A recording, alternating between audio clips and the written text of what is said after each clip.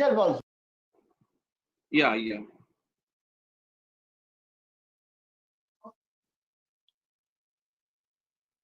সবাইকে আন্তরিক শ্রদ্ধা ও নমস্কার। সবাইকে মহানবমীর শুভেচ্ছা। আমি রবীন্দ্রনাথ ঠাকুরের একটি ছোট্ট ব্রহ্মসঙ্গীত, যেটি বাহার রাগের ওপর এবং ধামার তালে নিবদ্ধ, সেটি খালি গলায় গাওয়ার চেষ্টা করছি।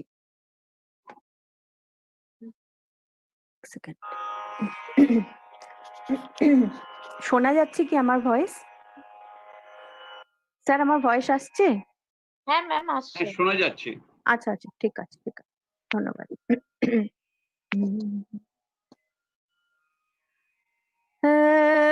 এত আনন্দ ধ্বনি উঠিল কোথায়, এত আনন্দ ধ্বনি উঠিল কোথায়, জগত হ্যাঁ, ক্লাসে আছে কেন? সবে কোথায়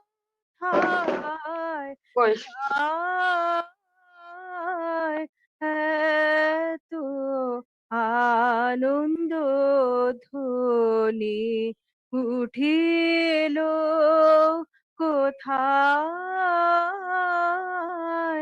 কোন অমৃত ধনের পেয়েছে সন্ধান, কোন অমৃত ধনের পেয়েছে সন্ধান, কোন সুধা করে পান,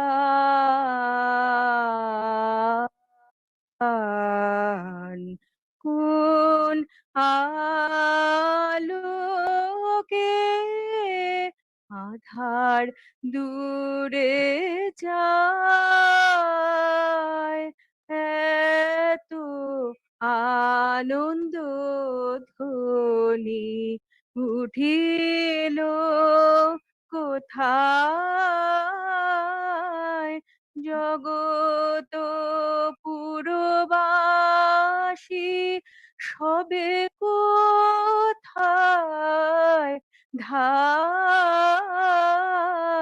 এত আনন্দ ধ্বনি উঠিল কোথায়।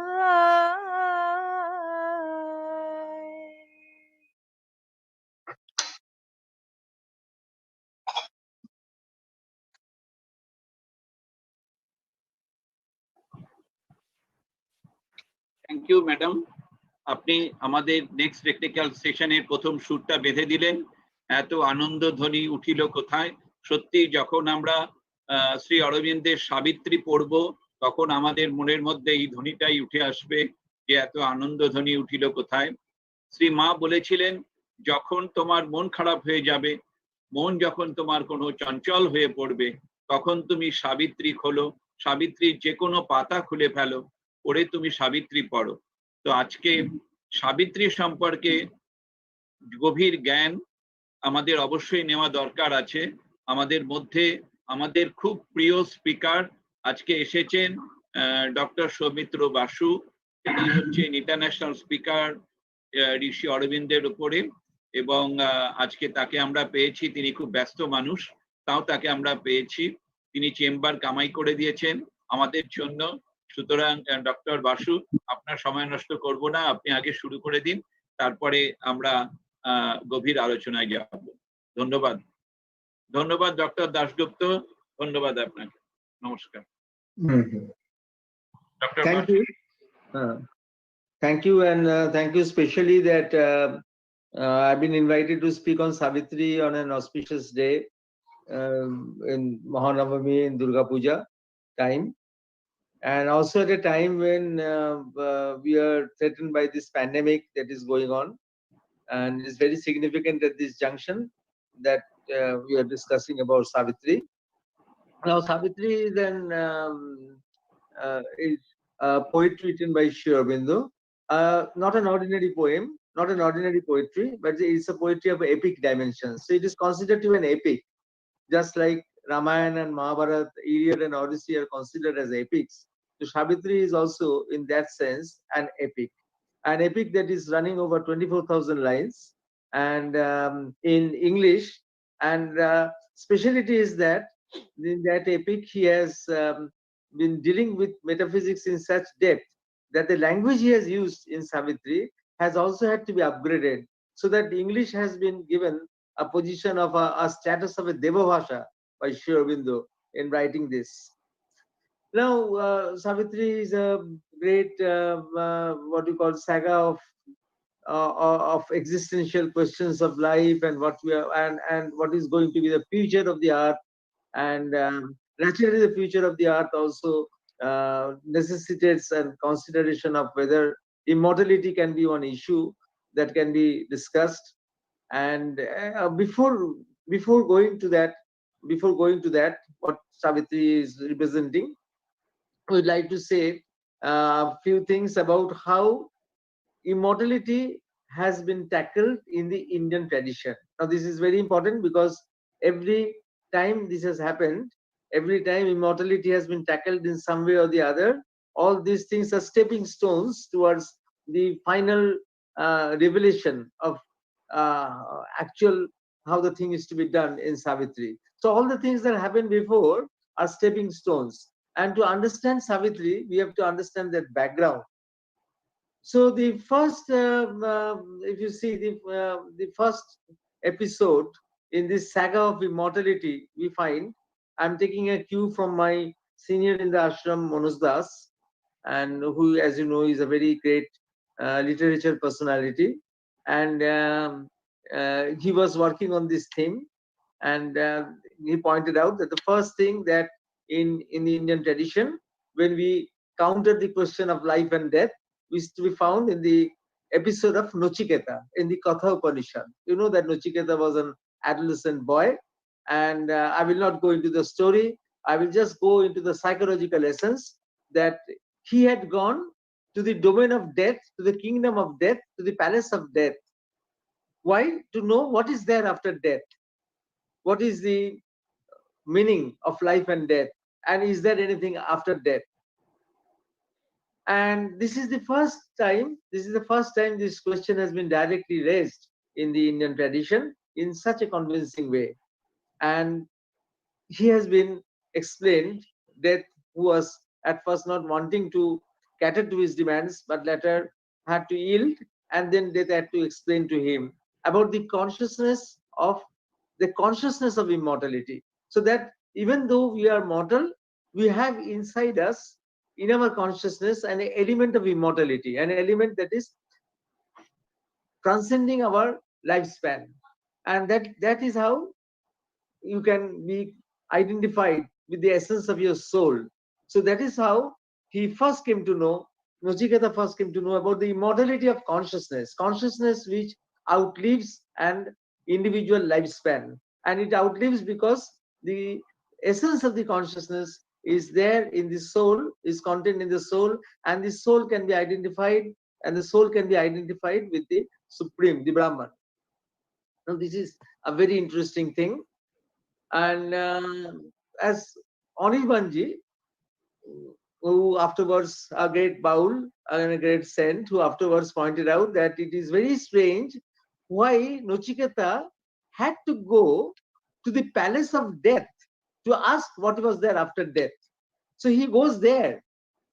He is not asking it from his position in the earth. He has gone to the domain of death, and there he is asking what is the meaning of death. What is the meaning of something, is if there is something which is existing beyond death. And this means that from the ordinary consciousness that we live in, the ordinary cognitive consciousness where we are, we can't understand this kind of existential issue unless we shift our consciousness to something somewhere beyond. Somewhere beyond means beyond our rational mind, beyond our usual cognitive apparatus. unless you go to the supracognitive planes, so the supra-rational planes, then we cannot start questioning this. So this is a lesson for us. This is a lesson that we derive, that we want to ask an existential question, then you cannot ask that question, or you cannot raise that question from the ordinary consciousness where you are enmeshed. So you have to rise above in your consciousness. The second event after Nachiketa we find is the legend of Markandeya. And that is very interesting because Markandeya was also a 15 to 16 years old lad who was, destined to die at a particular moment. And the messengers of death had already come and they were waiting because it was the destiny. It was written in destiny. It was fated that he should die at that particular moment. And he knew about that moment because he was always told that this is going to happen to you. And at that moment, when the messengers of death had come, he had merged his consciousness with the cosmic consciousness. He had merged his consciousness with the consciousness of Shiva. He had merged his consciousness with what you call the infinity. And because he was no longer an individual point, no longer an individual point, but someone who had expanded himself to infinity. So the messengers of death could not find any individual because the individuality was no longer there. The individuality had merged into infinity, and so that they had to go back. So that was what you call a momentary victory, a victory over a moment. But then this also brings a very important issue, which means that a moment can also represent an eternity, and a moment can also represent an eternity. This is a very important issue because on this issue is founded the great Indian philosophical wisdom, that the macrocosm is represented in the microcosm and the microcosm is represented in the macrocosm. You see, Sri Aurobindo has used the word the giant point number of times in Savitri.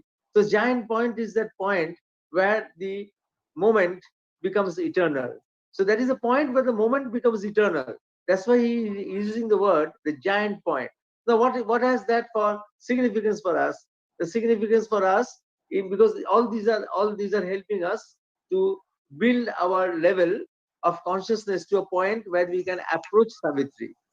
And so this is teaching us one very important thing, that usually when we do not know to live in the moment, as Lord Buddha used to say, live each moment, because every moment we are actually living either in the past, burdened with the past, or anticipating about the future. Every moment is a burden of the past or is an anticipation of the future. No moment is free. We do not live any free moment. To live any free moment is not so easy. To live a free moment, free from the past, that means you are free from your unconscious, you are free from your inconscious, you are free from your subconscious. It is not easy. It is not easy for the outer being to remain free from the unconscious. It is there acting at every point. And the anticipations also, anticipations of the future, they are arising from fears that are coming from the unconscious. So it is actually the unconscious which is dominating us every moment. To be free from the unconscious, you have to shift to another domain, and that is a domain in the deeper sense, in the inner being. So you have to shift from the outer personality to the inner being. So you see that, and in Nachiketa's case, we found that we have to transcend our cognitive consciousness. And in Markandeya's case, we find that we have to shift to live in a moment, because the moment is always burdened by the unconscious. We have to shift to the moment which is free, and that freedom we don't know. We talk about freedom, but we don't know what is freedom, because every moment psychologically we are conditioned by the unconscious. So to be free, then you have to be free from your external being and go to the inner being. So this is the second step. All these are things which you have to know and which you have to imbibe if we have to understand Savitri. Then the next story, the next legend in our Indian tradition is the famous episode of Ruru and Pramod Vara. Sri Aurobindo wrote that very beautiful poem, very beautiful poem Sri Aurobindo wrote about in Love and Death, where he talks about this Ruru and Pramod Vara. Only he changed the name Pramod Vara to Priyam Vara, so that poetically it was more suitable. here what has happened, that Ruru is has his soulmate in Priyumvada, but Priyumvada has died out of snake bite, and Ruru has to bring her back to life. To bring her back to life, he has to make a compromise with death. You see, it was a compromise. The compromise was what? That half of his lifespan he had to give to the Priyumvada. You see, Priyumvada he was told that Priyumvada will come again alive. Only you have to give half of your lifespan. So Ruru was supposed to destined to live a number of years. So half of that span he had to give to Priyumvada. So it was not a complete victory. It was a partial victory. It was a conditional victory. It was something which was done out of what you call adjustments and compromises. But at the same time, even this Ruru would not have been able to do unless he had a password to enter the domain of death. You see, to make a compromise with death is not so easy. You have to enter the domain of death to make that compromise. And also you have to make yourself in such a way, you have to prepare yourself in such a way that death will come to you for that compromise. Otherwise, why will death talk to you at all? Why will death give an importance to you? Death might ignore you. So what was the password he used? Ruru used that password of eternal love. Eternal love, which he found actually in the depths of his being. It was eternal love. Again, that is a very, very interesting thing. Eternal love. You see, everybody, we do not possess that eternal love. Like that, we can't possess. Usually, all our things that we manifest in our personality, they come from the unconscious, because as evolution starts from the inconscious. So whatever comes from the inconscious is not pure. So love also that comes from the inconscious is not pure at first. We know that love at first is not pure. You have to work on it to make it pure. In relationship also, you know, at first it is something which is more of sensual affinities. It's more of infatuations. At a certain time you work on it, then the true love can come. So it is not that the word love doesn't mean automatically that it is pure. It can be infatuation. It can be sensual pleasure. It can be so many things. But what Ruru is talking of eternal love is something different. Now, this heart chakra in the Kundalini system, in the heart chakra is something which is freeing the impure love from its impurities, so that it is freeing it from its attachments to the mind and the body and the emotions, and linking it with the cosmic love. That is the task of the heart chakra. But Sri Aurobindo it doesn't stop at the heart chakra. To him, what is more important is a center behind the heart chakra. You see, only in Sri Aurobindo's system, the heart has two centers. The heart chakra, the traditional chakra of the Kundalini is there, which is freeing the impurities of love and linking it with the cosmic love, freeing the love from the attachments from the ego and other things. But behind it is the soul essence, which has descended from the superconscious. It has not evolved from the inconscious. And the soul essence, or something that soul is projected in front, which is the Chaitya Purush, or Sri Aurobindo calls the psychic being, which is a projection of the Jivatma inside us, inside the manifestation.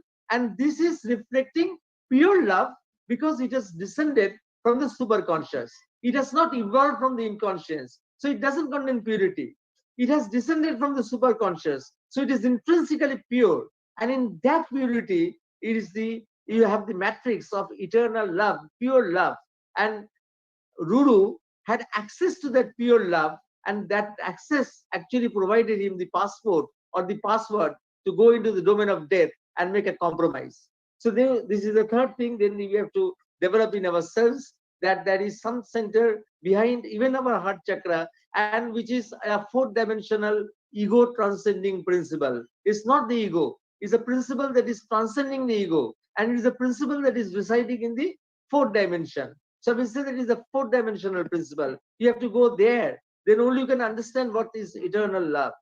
And then in the Indian tradition, you have the story of Savitri and Sotavan, which Sri Aurobindo transformed it into a different thing. He used the names and the legend as an important symbol for his own philosophy, for his own metaphysics, for his own understanding, for his own vision of the future, where he's talking about death has been completely overcome. Death has been completely conquered for the sake of immortality, but not in the way we understand immortality. So that is what is Savitri, and we have to understand that, which is understanding it is not so easy. Understanding that kind of very difficult thing is not so easy. And to understand that, again, we have to prepare ourselves. I say, to understand Savitri, we have to prepare ourselves. There are all these things that have come before, like Nochiketa, like what Markendu experienced, and what Ruru experienced, all the psychological elements of these experiences, they all act together. They all have to be imbibed in our consciousness so that we can understand the fourth step, what Sri Aurobindo is talking about in Savitri. Because in Savitri, that is a conquest of immortality. But this conquest is not immortality is not in the usual sense that I, as a human being, will remain immortal for years and years, ages and ages. It's not like that. He is talking about the immortality. He's more concerned about the immortality of the species. He's more concerned about the immortality of the species. And here also there is a catch, because if I say that immortality of the species, the human being as it is now, it is going to be immortal, this human race has to be immortal, then also it will not stand the test of time, because if we know that all our conditions depend upon all the other conditions that are existing in the universe. So the universe is not isolated, all we are linked together. And what are the things that are going on in the universe? Even the physical things, the mechanical laws and all, they are influencing our lives, and they will change, they will continuously change. And so we have to continuously change. We cannot remain like us, like in this way, we cannot remain a species like this. So that means Sri Aurobindo is talking about a different thing. He's talking about the evolution of the species. The evolution of the species, which we thought had ended with the biological evolution of the mind. We thought that in biological evolution, after human beings came and the mind came, then the evolution has stopped. But Sri Aurobindo doesn't stop there. He says that the evolution is continuous, is progressive. There is an evolution of consciousness that is going on and on. And this evolution of consciousness will lead to an unfoldment of newer and newer species until a very, very high human species called the supramental, and which will manifest, and which is not also going to be the end, because the supramental will decide what the next step will be. So you cannot say that anything is final. You cannot say anything is final, but that process of this what you call extending our species so that we do not get destroyed but get renewed in newer and newer forms in evolution of terms of consciousness, that is made possible. And that for that you need to have a force of transformation. So this is Savitri is talking about this whole affair, where the human being in the human species is also going to be transcended, so that new species come and a new force of transformation comes in. Now this is a very big thing, and we will not go to the details, because it will be very difficult. It is a very difficult subject, and it will also not be very interesting to you at this moment unless we talk about the preliminaries. What I say is that this journey in Savitri, this episode in Savitri, it has two important forays into the annals of consciousness, two important travelogues, two important travels, two important journeys. One is a journey that is going up, up and up, which is an ascending journey. So that is the ascending journey is actually taking over all the aspirations of humankind since the beginning of the manifestation, since the beginning of the creation, since the beginning of when the human being started dreaming, started aspiring towards something higher. So all the aspirations that have been carried over all over the earth for centuries and centuries, they have been gathered, and with that someone is taking them up, up and up. Ashwapati, who is Savitri's father, is taking their aspiration up, up, up along the hierarchies of consciousness.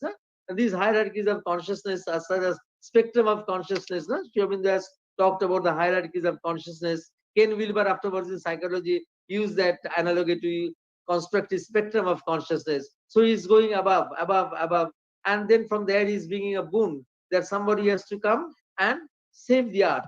And while he is coming, while somebody comes down, that Savitri is sent to save the earth as the forerunner of the rest. And then Savitri undertakes another journey, which is a journey inwards. Savitri first takes the journey inwards. So that was the first journey, was the journey upwards. The second journey is the inwards, that you go into the progressively to the depths and depths of your consciousness, and the depths and depths of the cosmic consciousness, and the depths and depths of the transcendental consciousness, that you can surpasses the cosmic consciousness. So all this, she travels in not only in time and space, but in the domains beyond time and space. And when she has traveled to the very to the utmost depth, then only she has gathered everything inside her, all the world she has gathered inside her, and now she can ascend so that the force of transformation can come down. So it is an epic journey, which is very very interesting. You have to, if you want to understand this journey, what the difficulty is, the difficulty in understanding this journey or this kind of literature in which Savitri is being manifested, is that the whole thing is taking place simultaneously in many realms of consciousness. You see, it is not only taking in one plane. I will just give you some examples before I finish. I don't want to take you too much of your time on the Mahanavami day, otherwise you will get bored. So something is happening simultaneously at many levels. So Savitri, why it is difficult to understand, because it comes out of non-linear thinking. It is not coming out of linear thinking. It is a product of non-linear thinking, and many things are happening simultaneously at many levels of consciousness, and that is why it is a symbol, but it's a symbol that is there at every level, and it is difficult to understand. That's why you have to prepare yourself. One has to prepare oneself to understand Savitri, and preparing oneself is to bring the silence into your system, raise your consciousness above your rational consciousness, go to the depths to your on Chaitya Purush, which is behind your ego, or the psychic being, which is deep behind. Prepare yourself by becoming flexible in your consciousness, by becoming accommodative in your consciousness, because you will be barraged with new ideas, which will be shaking your old foundations of thinking. And you have to be prepared to accept all entirely new ideas, entirely new, which will be shaking all your nurtured foundations, which has been there due to your culture, due to your society, due to your religious knowledge and all that. So all those things will be broken. So you have to be prepared for that. So an introduction to Savitri actually means and preparing yourself for that knowledge. And you see, what is very interesting, that Nochiketa and Markendo were 15 to 16-year-old kids. So they were adolescents. And in the case of Ruru and Savitri Satyavan, they are all young adults. Now this is also very interesting, because as adolescents, they were which was representing that they were having a query. They were on a quest. So adolescence is representing the quest for new knowledge. At the same time, in the other two stories, in Savitri and also in the story of Ruru and Pramodvara, they are youngsters who are concerned not only about themselves, they are concerned about their partners. So Ruru was concerned with Pramodvara. He wanted to revive Pramodvara. And Savitri is wanting to revive her husband Satyavan, who has died prematurely. So you see, they are not talking about the individual self. When you have become an adult, then you have become mature, then you are not only working for yourself, you are working for others too. Then you are prepared to work for the whole humanity, actually, through that work. So you are not only individual. Whereas in adolescence, you are still on an individual quest. But when you have become young adults, then you have to take the responsibility of others. In case of Savitri, she comes through Satyavan, is a symbol through which she comes actually to take the burden of the whole human race. She is not doing it for herself. She is doing it for the whole human race as a whole. Now, as I will just give you some examples of how what kind of thing Savitri deals with, or in what way it deals with, not what kind of thing, in what way it deals with. It deals with things in a very different context. For example, it deals with symbols. One symbol may have different meanings at different planes of consciousness, like the symbol dawn. So the first chapter is starting with the name, the symbol dawn. So dawn, there are many levels where dawn is there. No? The dawn is there. This day is preceded by a dawn. But then the night of ignorance is preceded by the dawn of knowledge. Creation is preceded by the dawn of pre-creation. So, and what you call the spiritual knowledge is preceded by a dawn where revelation will occur. So dawn is occurring at many levels. I will just come to dawn. I will just come to the symbol dawn before I finish. I will not take much of your time. Again, I will say that the first line is very interesting of Savitri. Of this 24,000 lines, the first line is, it was the hour before the gods awake. It was the hour before the gods awake. So the gods were not active. Now, you see, I'm just trying to tell you the significance of this line to show you that concentrating on one line actually is opening up many vistas of knowledge. It is opening up of many avenues. It is opening up. Now, what is this beautiful line? And what is the meaning of this line? It was the hour before the gods awake. You know, to understand this, you have to go back to a Chaldean tradition, which is older than the Egyptian tradition. And this Chaldean tradition, mother is to quote, because she explained that it was psychologically, it was very significant. It is just a legend. It's just a story, mother said. But then psychologically, it is very interesting. What was that legend? Is that when creation started, certain things were thrown into the manifestation, like love, light, knowledge, and they were told to expand themselves. And expanding. So they expanded to the extent, you see, love, light, knowledge, truth, they were told to expand infinitely. And among the infinite possibilities of expansion, one was to create their opposites.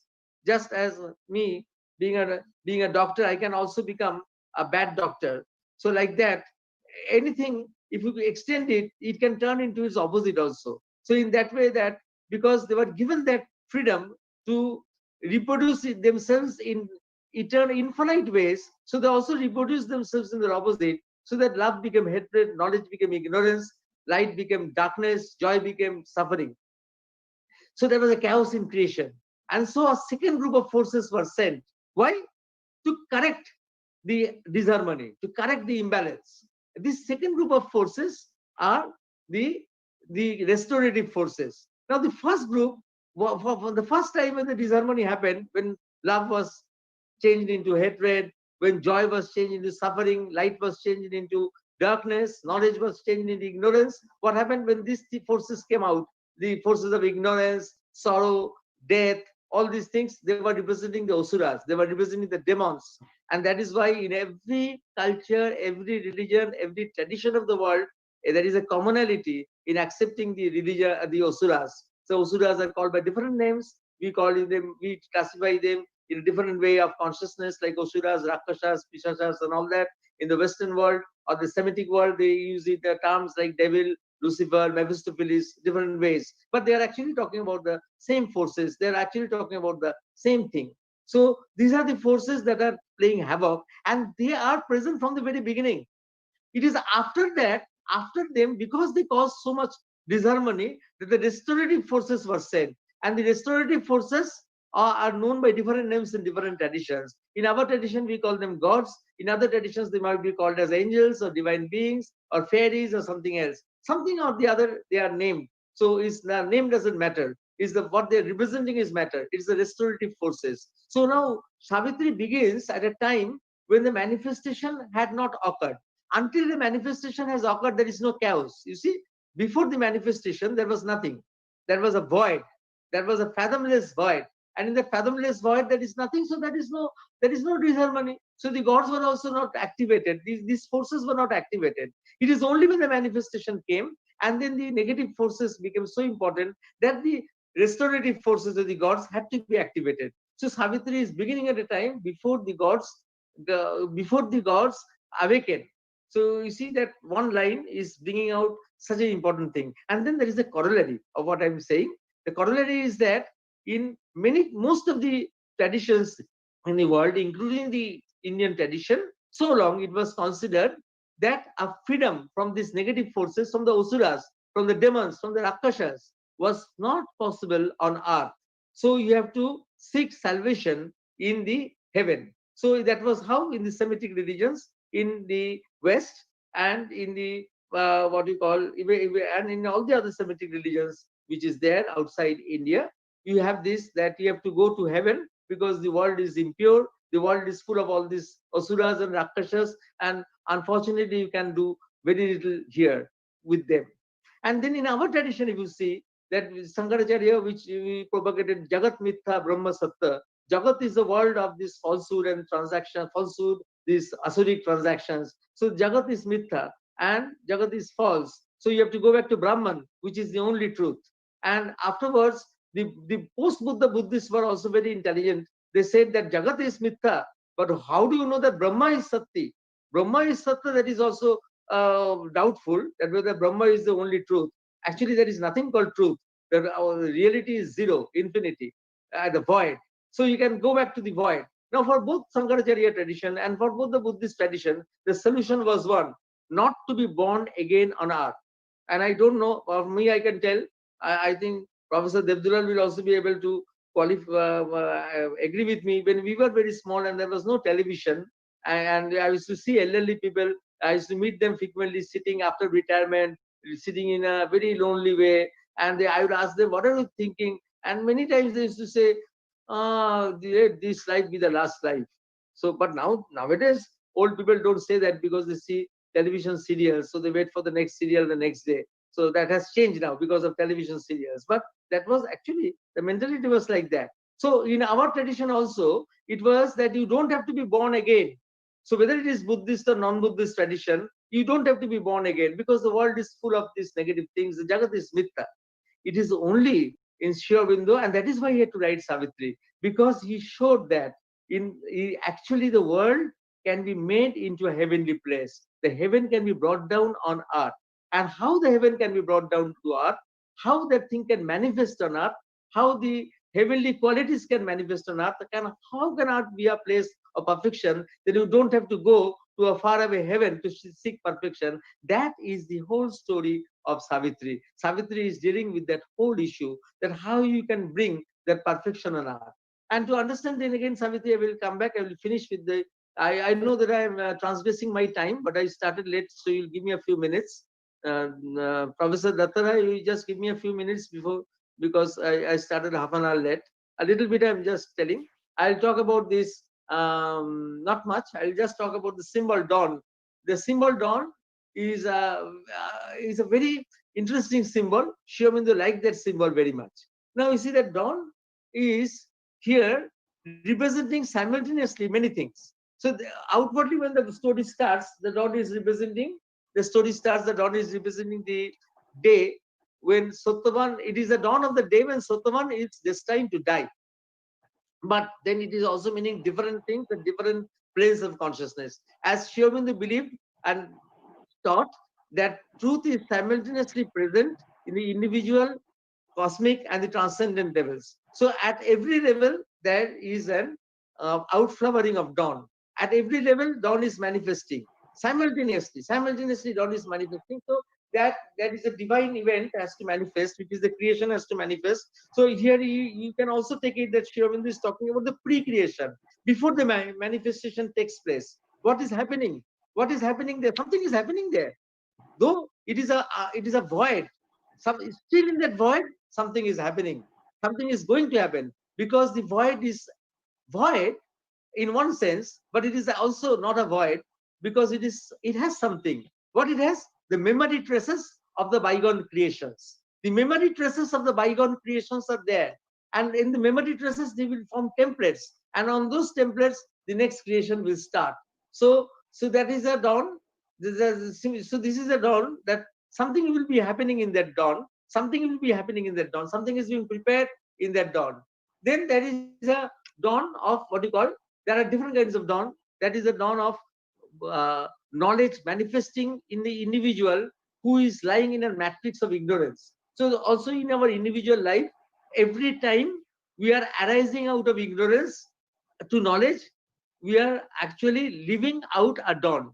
A dawn is happening every time in our lives when we, out of our ignorance, are arising into the domain of knowledge. And we do that repeatedly again and again, because we slip down into the unconscious. We slip down into the inconscious. So we have to rise again and again. So dawns are needed again and again. So there is a dawn of efflorescence, there is a dawn of splendor, there is a dawn of infinite variation, there is a dawn of superconscious, and there is the dawn of God light. There is the dawn of God light. And this goddess of that is the dawn of God light, which has to replace the night, the consciousness of night. That has to be replaced by the dawn. And this dawn has to recur again and again. And at each step of evolution is actually, each forward step of evolution is actually signaled by a dawn. So dawn in the evolutionary scheme, again, dawn is representing each forward step in evolution. So something has happened, something has been static, then something has to change, there has to be a mutation, there has to be a dynamic change, and then again another dawn that comes. So similarly, so every time the creation dissolves and has to start again, the dawn of light and truth has to emerge from nothingness, from zero and inconscience. Each time the evolutionary journey has to make a mutant change, mutant leap forward. The dawn of progress has to signal of the process. So each time that has to happen. And each time a prophet, an avatar, appears in humanity, because humanity is besieged in falsehood and ignorance. So each time a prophet comes, a new revelation comes, a dawn of God light manifests to that savior. Now the question is, can one individual represent the humanity? Can one individual prophet who made Jesus, it might be Muhammad, it might be Sri Aurobindo, it might be anyone, can he represent the mass?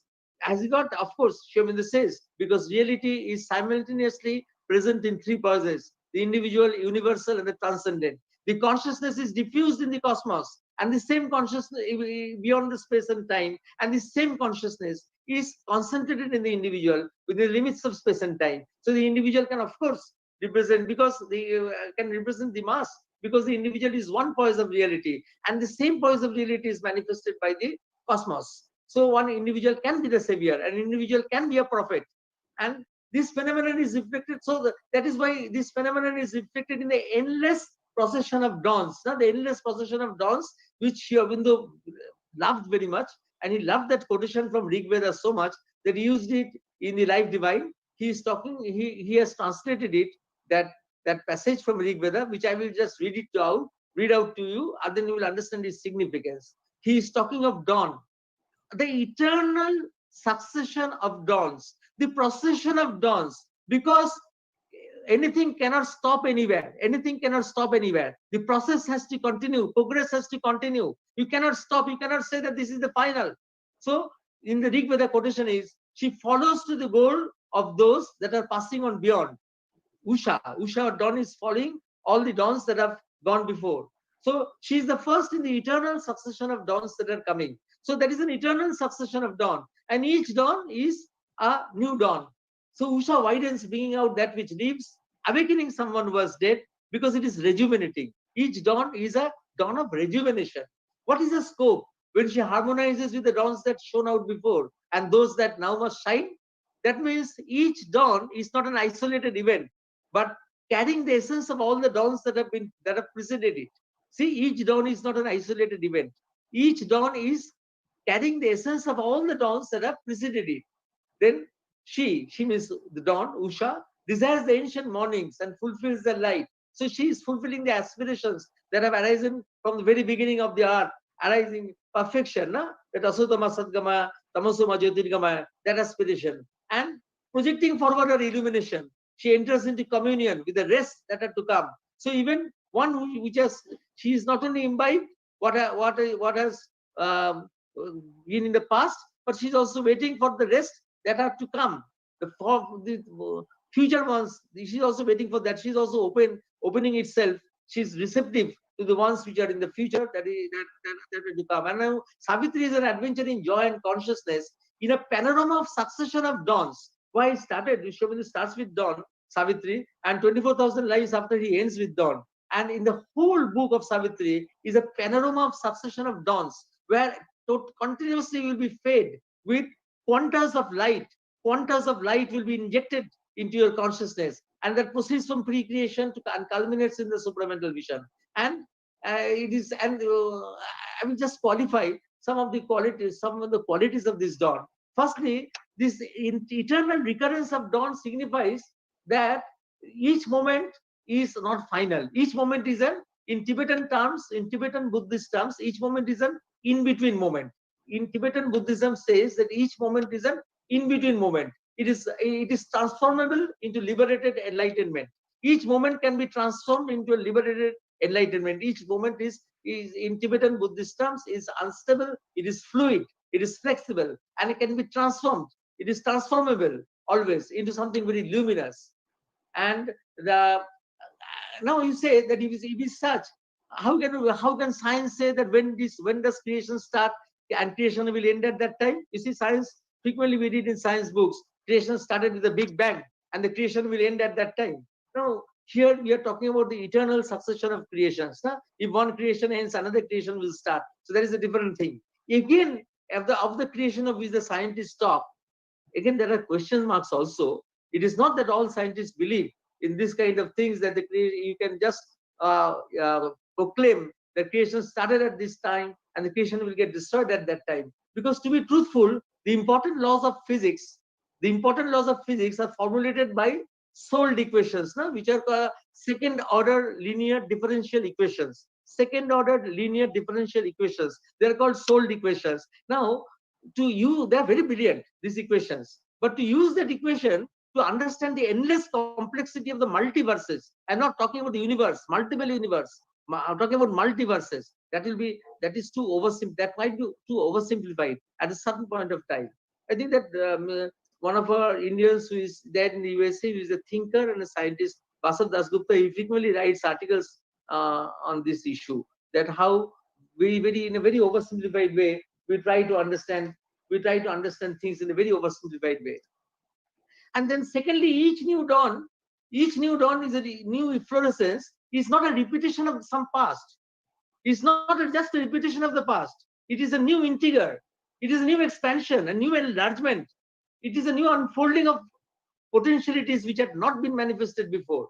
Each creation is adding a new element in the repertoire of cosmic consciousness. Each dawn is actually a light of revelation, a light of truth that is adding something new to the reservoir of cosmic consciousness. So this newness is reflected at every plane when a new beginning is made. So when a new beginning is made, this newness, that is why in psychology also this is important, because nowadays we talk about past life therapies. But from Sri Aurobindo's perspective, these past life therapies are not important, because each life we have a different personality according to the climate, according to the conditions, according to the nuances of that age. So as a psychiatrist, me today and a psychiatrist 200 years back would have been different. Thinking would have been different. The culture would have been different. You cannot just say that I am just a replication of the past. So like that, a past life therapy, because what we say as personality is a projection and of a surface personality by the soul, which is eternal. That is a different thing. That is eternal in essence, and that projects a temporary personality at each era. So that is why each dawn, why I'm saying it is very significant also in psychology, because each dawn is bringing something new, something totally new, and then we have to be always in search of something totally new. Solve the unknown, always for the unknown and the unborn. That is what Sri Aurobindo is interested. The unknown and the unborn. And there are many Tagore songs also on this theme of the unknown and the unborn. That is why there is a commonality at one point. That's why Sri Aurobindo said that Tagore and we are wayfarers and the same goal, but in different ways. In different ways, we are wayfarers to the same goal. So that is why it is always the unborn and the unmanifest. That is very interesting. That is very important. And it is the pursuit of this unborn and this unmanifest that we will be doing if you want to take up Savitri. But first of all, again, I will end. Before ending, I will say that an introduction to Savitri means actually we have to prepare ourselves. We prepare ourselves, make us ready to receive this new knowledge, and which will break our barriers. You see, when you're talking about dawns, Sri Aurobindo had that courage. Nobody had that courage to say. In India, I don't know if anybody had that courage to say. When he started his discourse on Gita, he said that we do not want to be bound within the four walls of the Gita. We do not belong to the dawns of the past, but to the future noons. You see, that he's not undermining Gita. He's saying that every time a new knowledge will come, and something will come which will even surpass the synthesis that is given in Gita. You have to be prepared for that. So you see, again, I'm repeating that we do not want to be bound within the four walls of the Gita. We do not belong to the dawns of the past, but to the future noons. So that means that we have to be always prepared for breaking all our foundations, all our past foundations of knowledge which are encrypted in us because of our collective suggestions. The collective suggestions are the greatest hindrance to our progress. The collective suggestion of death is the greatest hindrance to progress and the greatest hindrance to understanding Savitri, because always we have accepted death. But death can be broken. And Savitri's message is, fate shall be changed by an unchanging will. Fate shall be changed by an unchanging will. And that is not individual fate alone. The fate of the race, the fate of the cosmos, the fate of evolution, the fate of the whole consciousness, if you see in that way. So it is that which we will be pursuing. It is that which we will be trying to understand if we gradually take up this, what we call this, our moving into Savitri. I think it is already too much. Thank you. Thank you, Dr. Basu. Vishon Sundar, তুমি বলেছো, and we are very much enlightened about the different stories behind Savitri. Here I like to mention Tagore's poem, that is Moronre Tu Mamo Shamo Shaman. There are two approaches to understand the death. One is definitely what Dr. Basu has pointed out, that is the quest of Nachiketa and the quest of Savitri Satyavan, and also that is Pura and the Priyangvada. That is one approach. And Tagore's approach is, when you find the death as your friend, then you can understand your death. The interesting point Dr. Basu has pointed out, that is the infinite, and another one is the non-linear love. So it is a cosmic love. And another interesting point is the new dawn. That is each moment is new to us. Nothing is the repetition of the past. So we do not worry much as the repetition of past.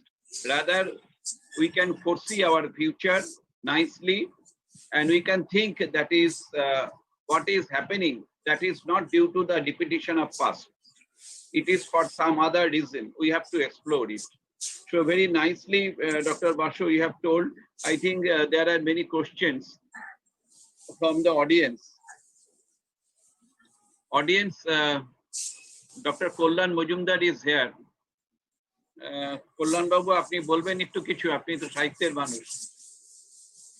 Sir, কথা হচ্ছে sir, আমি খুব কষ্ট হচ্ছে, খারাপ লাগছে। আমি আসলে স্যার সময় মতো যুক্ত হতে পারিনি, কিন্তু যেটুকু সময় শুনলাম, প্রায় ধরুন প্রায় 40 মিনিট মতো শুনলাম হয়তো, কিন্তু এত সব নতুন নতুন দরজা আমার সামনে খুলে গেল, এবং সত্যি এখন খুব খারাপ লাগছে যে আমি কেন আগে থেকে জয়েন করলাম না। এবং মিস্টার বাসু, আমি জানি না ওনার সম্পর্কে খুব বেশি কিছু, কিন্তু উনি যেটা বললেন মুগ্ধ অভিভূত, সত্যিই তো তাই, যে আমাদের ভেতরকার যে সত্তা, সেই সত্তার কাছে প্রতিটি মুহূর্তই নতুন নতুন করে উপনীত হচ্ছে। কাজেই কোনোটাই হয়তো বা অতীতের রিপিটেশন নয়, বা অতীতের যাত্রাপথে অতীতের ধুলোবালি, সামনের যে নতুন সকাল, সেই সকালে যত মুছে যায় ততই ভালো।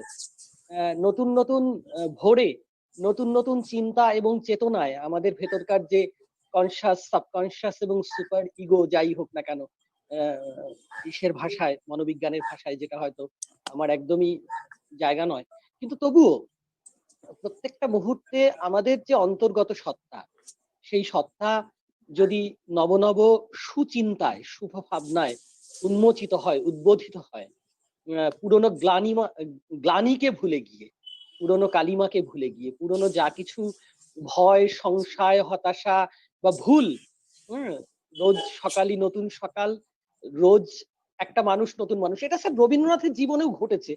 আমরা দেখেছি যে রবীন্দ্র কাব্য পরিক্রমা যদি আমরা একদম প্রথম থেকে সেই সন্ধ্যা সঙ্গীত প্রভাত সঙ্গীত থেকে যদি আমরা একদম শেষ পর্যায়ে চলে যাই, শেষ লেখায়, যেখানে রবীন্দ্রনাথ শেষ পর্যন্ত বলছেন আমৃত্যু দুঃখের তপস্যায় জীবন।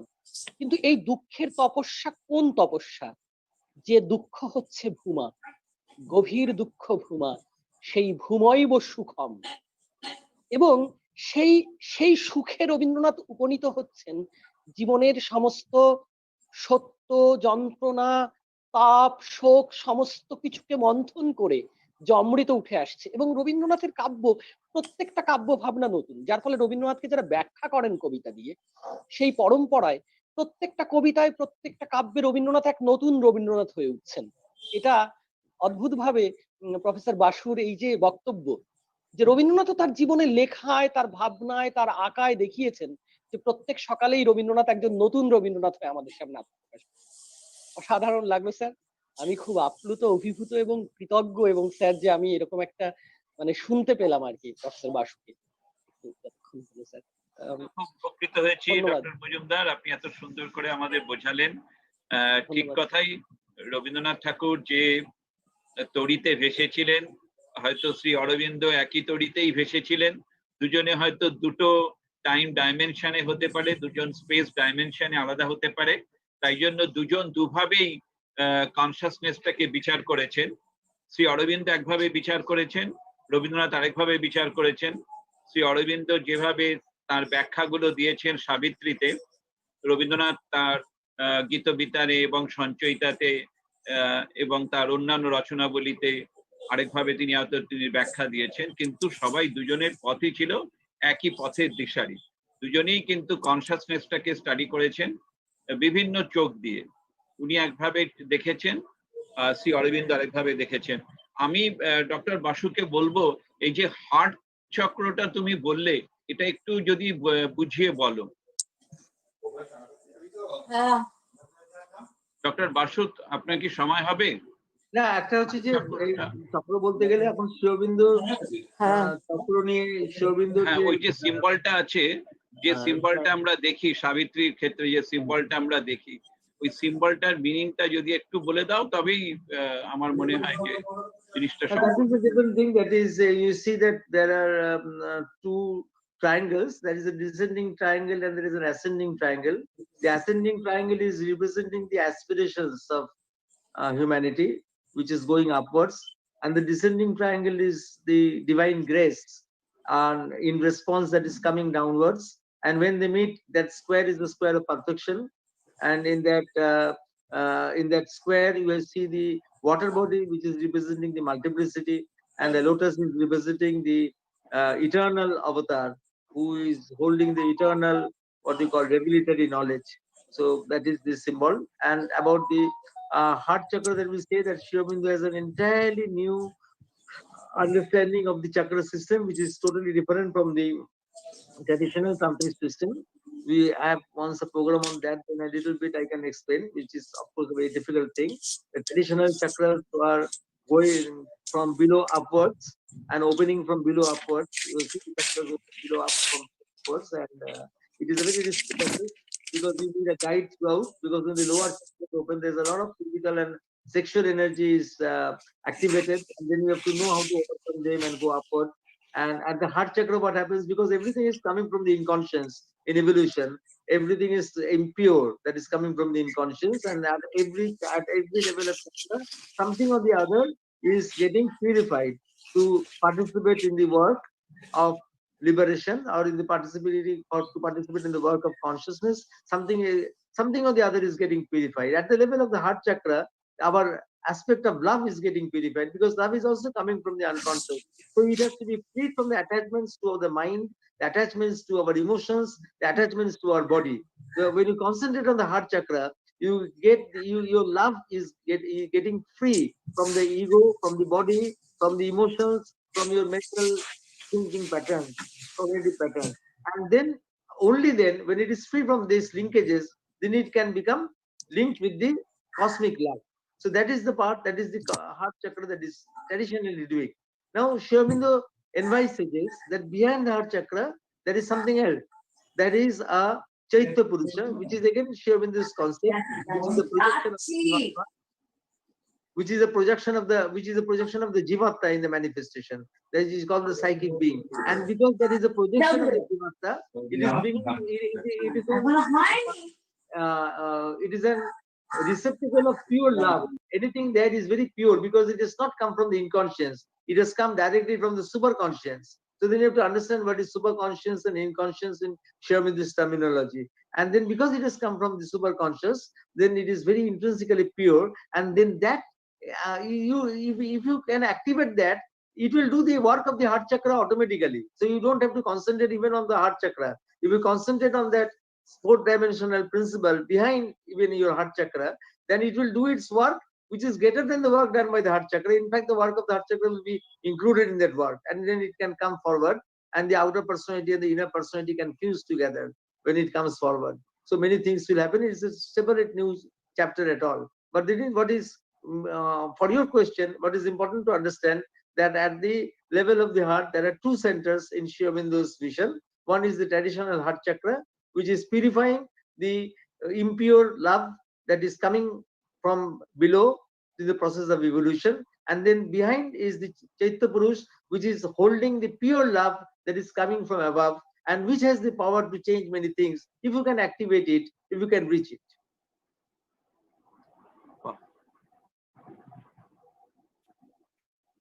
থ্যাংক ইউ ডক্টর বাসু, খুব ভালোভাবে বোঝালেন তুমি হার্ট চক্রটা। আর একটা প্রশ্ন মনের মধ্যে এসেছিল, তুমি যদিও ব্যস্ত তাও তোমাকে রিকোয়েস্ট করছি, ফোর্থ ডাইমেনশনাল অফ ইগো, এটা তুমি বলছিলে, এই ব্যাপারটা যদি একটু তোমার পক্ষে সম্ভবপর হয়। না, ego transcending fourth dimension. What I'm telling you, ego is not in the fourth dimension. Ego is in our frontal personality. In Sri Aurobindo's, in psychology, we use the word ego in many different ways in psychology. But in Sri Aurobindo's metaphysical psychology or yoga psychology, ego is used in a different sense. I'm talking about the meta. I'm not talking about our psychology, academic psychology, which we study in our colleges. I'm just talking about metaphysical psychology. In metaphysical psychology of Sri Aurobindo, we have the planes of consciousness that are in there in our surface personality, which are like the plane of mind, the plane of vital or life or emotions, and or life energy, and the plane of our body. Now, these three things are not harmonious. These three planes are not harmonized with each other. So your mind might want today that I will study a lot of psychology today, but the body might come with a headache and prevent you from working. Or today you might feel a lot of energy to do a work, but you have some sort of thinking which will crumple down your energy. So all the time we are having a lack of harmonization between the different planes of consciousness. Now, ego is somebody who is trying to maintain a balance, and ego is an entity which is made from these three elements, from our own things, from our own cognition, from our own emotions, from our own body consciousness. It has not dropped in us like a meteorite from the sky. It is something which is made up of our three elements. Sri Aurobindo doesn't see ego in a moralistic way. Egoism is something different. Egoism means that attitude that what I think is the best. But ego is an entity. There is no morality attached with it. It is an entity, but in statistical terms, it is skewed. It is skewed because it is biased towards the mind, or it is biased towards the body, or it is biased towards the emotions. And that is why it cannot perform its functions properly. So in the Indian tradition, always it was recognized that the ego cannot perform its function nicely, properly, and that is a cause of difficulties in this world, cause of disharmony in this world. And that is why one solution was to get out of the ego. When you get out of the ego, then it is very difficult to hold the personality, because you need the personality to be in the world. So if you get out of the ego, you have to go to the forest, you have to go to the hermitage, you have to go to Himalayas, where there is no society, where you don't have to fight things. So that was a solution, was a spiritual solution was given. Sri Aurobindo for the first time gave a psychological solution. You see, for old spirituality, psychology had no value. I used to be told by philosophers that why you are bringing psychology in Sri Aurobindo's things and talking about Sri Aurobindo's psychology. Spirituality has no place for psychology. You just kick out the ego and you go to the spiritual, what you call the great spirituality, to the great consciousness, to the I, void or Brahma, or whatever you call. There is no psychology there. Psychology is, we are not interested in psychology. I was actually being told by many great philosophers, they had told me like this, who are working with the metaphysics of this kind of things. And when Sri Aurobindo for the first time And he brought psychology into the picture. He said that no, in the world, you have to work in the world. Because of course, as our environmentalists told now before me, you don't have forests, no? They are cutting out the forest also. Mountains are also getting destroyed. So you have to be in the society, you have to work there. And to work in the society, you have to you have to exist. So somebody has to hold your personality. Now all the discordant parts of your personality has to be held by something. Then he says that instead of being held by the ego, it can be held by a fourth dimensional principle that he calls the psychic being, which is deep behind your in the fourth dimension space. You see, behind us, when we concentrate and we go behind, usually we end up in the third dimension, which is a space which contains our viscera. But there is a lot of vital energy there. But behind that third dimension, which contains our viscera, is a subtle space. In that subtle space, you have that, but still, it is that it is us. It is our being. That is why in metaphysical psychology, we don't talk about personality at first. We talk about a being who has a dimension of personality and who has a dimension of impersonality. Who has a dimension of personality and who has a dimension of impersonality. Now, if you go behind the subtle region, there is a dimension of impersonality there. And there you have this ego transcending principle. And that is a technique how to bring it in front. Like that, it will not come in front. You have to have a compromise. That is a great sadhana. Because in between that fourth dimensional principle, that soul principle, and that ego, in between there is an inner being that has to be activated. Now again, I'm telling you, Sri Aurobindo is not talking morally about the ego. He says that the ego was the helper, ego is the bar. Ego was the helper means because if the ego was not there, you would not have hold your personality to work out in the world. Ego is the bar because once you want to expand in consciousness, to grow in consciousness, then the ego will be insufficient because it is biased, not because it is bad, not because it is morally bad, but because it is skewed in statistical terms, either to the mind or the body or the physical. So it has to be replaced by someone else instead of kicking it out and going to nirvana or going into being a Buddhist. Modern day American Buddhists nowadays, they don't talk about nirvana. They now know that that is not possible. They also now talk about transformation, mindfulness, all these things they talk. They don't talk about nirvana. If you follow them, very interesting. They have also changed their stance because they know that that is not attainable like that. That was attainable to Lord Buddha, but not for us like that, anybody. So you see that you can bring that to exist in the world. So you have to change the stance of your personality. Your personality has to revolve around a principle which is better, higher, and more harmonious than the ego. So this is a new psychology, and I think this is something because you have made this institute of psychology institute. You are working on consciousness. I think this is this modular personality. This has to be this can be presented and this can be developed in very different ways because it is a model where you have to develop it in your own way. There's a lot of creativity. You have to be creative in developing your model because each one will develop it in one's own way. It is so flexible and it is given in such a way.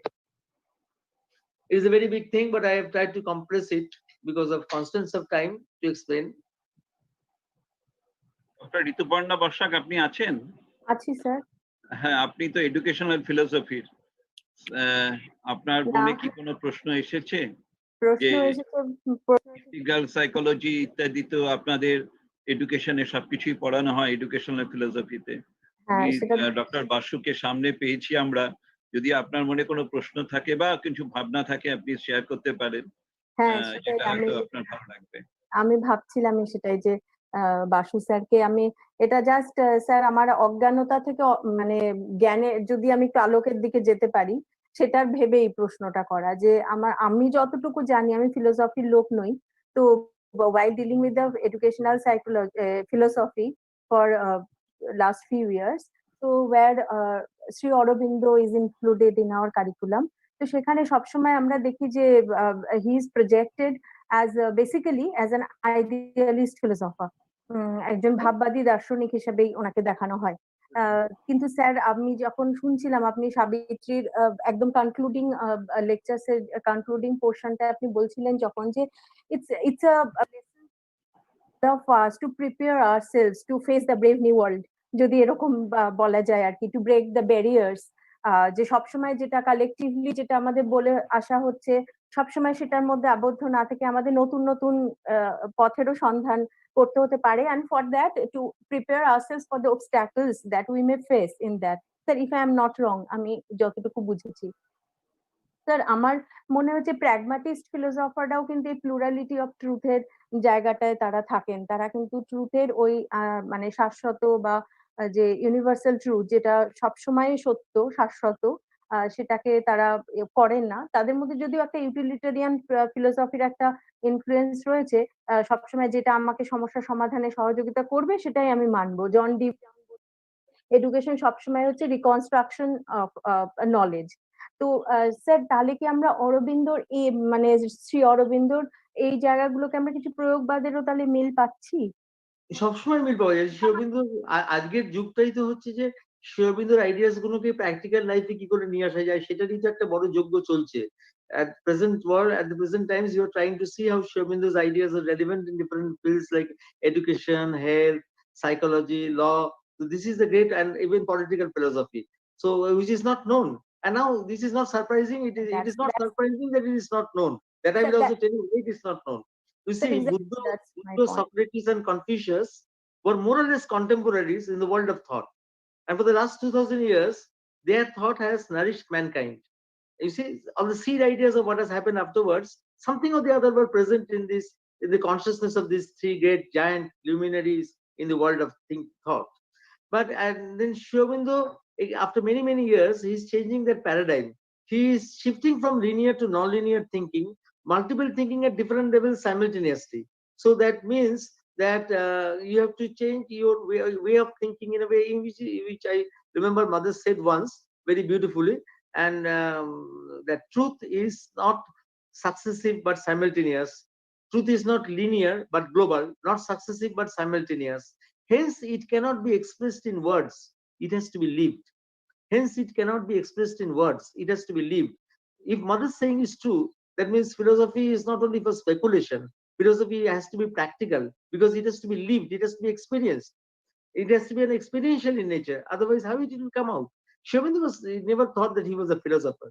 Whatever he experienced, he wrote down. He always said many times that I am not a philosopher. I am not comfortable with the word philosopher added to me. I am more comfortable if you say that I am a poet, because whatever I have experienced, I have jotted them down. But he has experiencing the same thing from different angles. Why it is difficult? And it has taken 100 years actually. 100 years it has taken after these writings have come. Now people are trying to understand. People are being able to understand because the mind, the global mindset had also to change. It is only now that the global mindset is changing, that the youth mind now is open to all sorts of ideas after this postmodernism. After even from the postmodernism, we have shifted to postmodernism, and the mind is now flexible and open to all ideas. You see, do you think that 30 years before in Calcutta, intellectuals would have supported the reading of Harry Potter?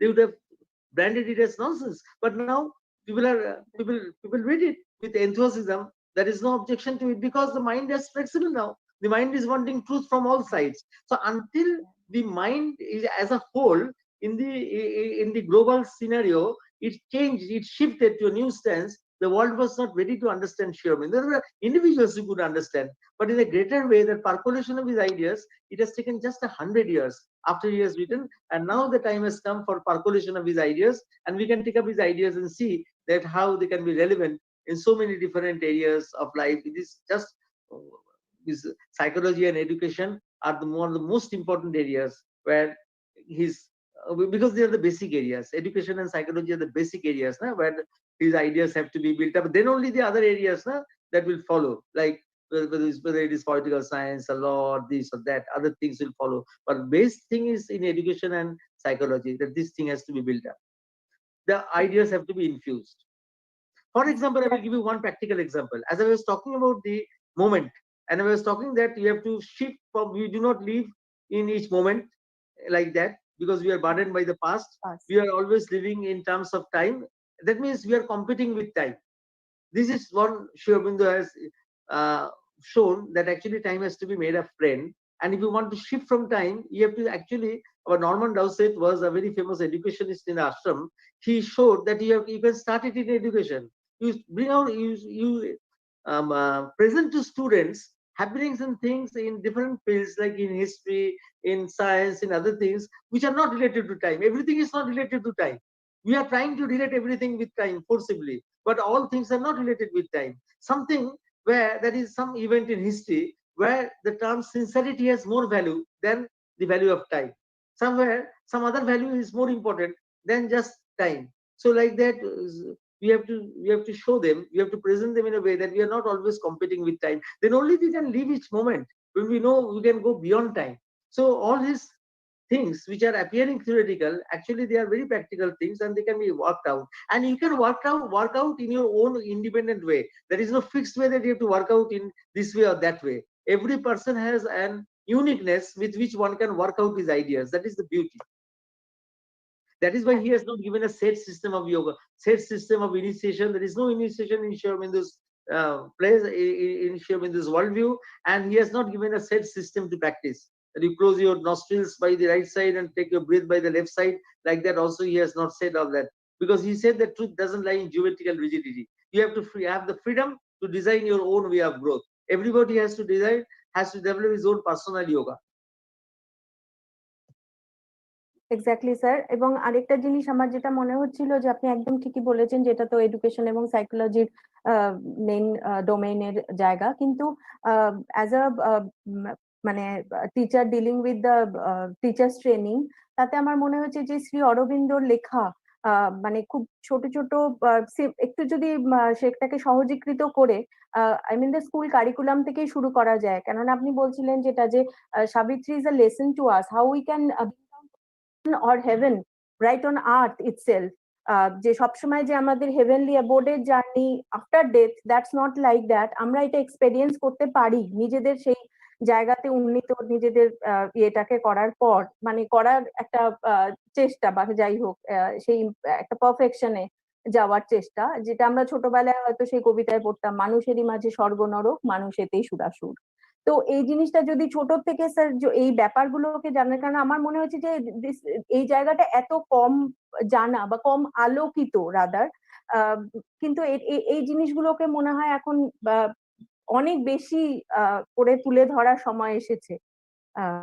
এই মডেলগুলো কিন্তু আমাদের প্রত্যেক জীবন শৈলীর একটা অংশ হওয়া উচিত। তাহলে হয়তো আমরা অনেক এই যে সোকল্ড আমরা ডিসক্রিমিনেশন, বায়াস, স্টিরিওটাইপস প্রচুর কথা বলি, বা প্রচুর যে ইনজাস্টিস গুলো হয়, কিন্তু সেগুলো থেকে আমরা নিজেদেরকে অনেক ট্রেন করতে পারবো। Thank you.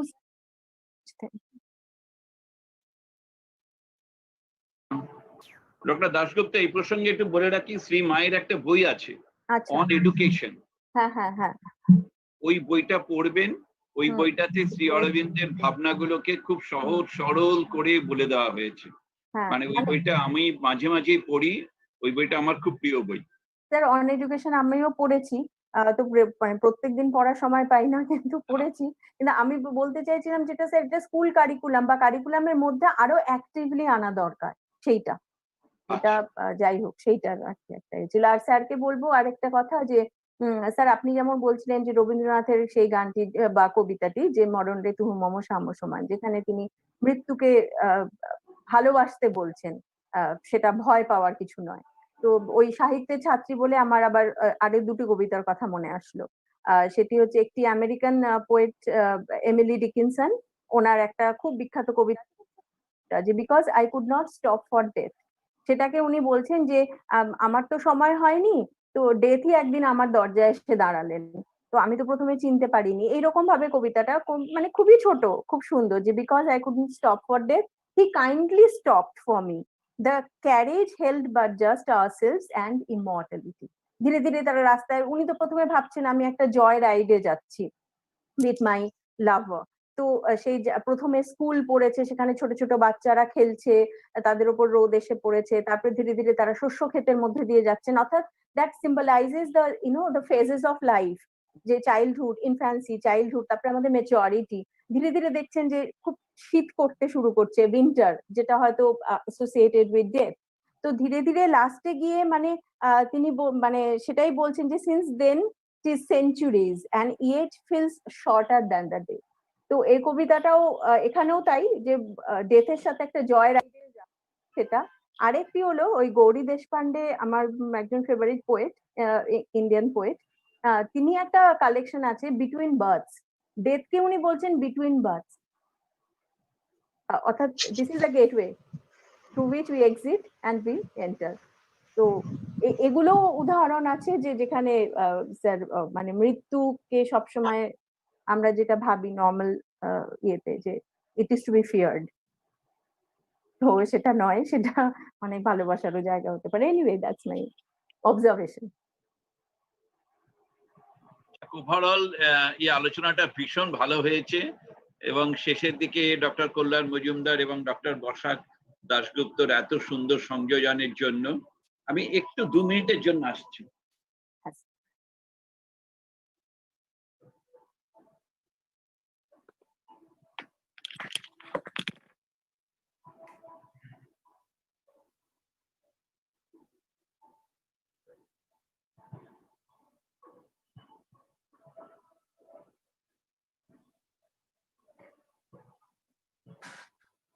হ্যাঁ, ওভারঅল এই প্রোগ্রামটা আমাদের সত্যিই খুব ভালো হয়েছে এবং আমরা অনেক আইডিয়াস গুলোকে অ্যাসিমিলেট করতে পেরেছি। গণি স্যার আছেন? গণি স্যার এখন আর নেই নাকি? Yes, sir, I am here. No ও problem. বাবা, স্যার আপনি আছেন? I was just listening to Dr. Soumitra, Professor Soumitra Basu. Okay, please. আপনার কোনো স্যার ভয়েস আছে? আপনার কোনো ভাবনা আছে? আপনি কি মনে করেন? দেখুন, মানে যদি আপনার কোনো ভাবনা থাকে তাহলে আপনার টপিকে চলে যাব। আমি যেটা বলতে চাইছি, আমি আজকে যেটাতে এক্সপোজড হলাম because of doctor Soumitra Basu, that is an area where normally I do not step into, or I have not even stepped into in the earlier. So in course of time, we have a association, then one day I will talk on that, because I want to first assimilate what he has said, and I will have to go through the books also. Okay. So right now Very I true, should sir, not very true. express my view as an novice. Okay. Anyway, I had been a very attentive person for the whole session. Thank you, sir. Thank you, sir. Thank you.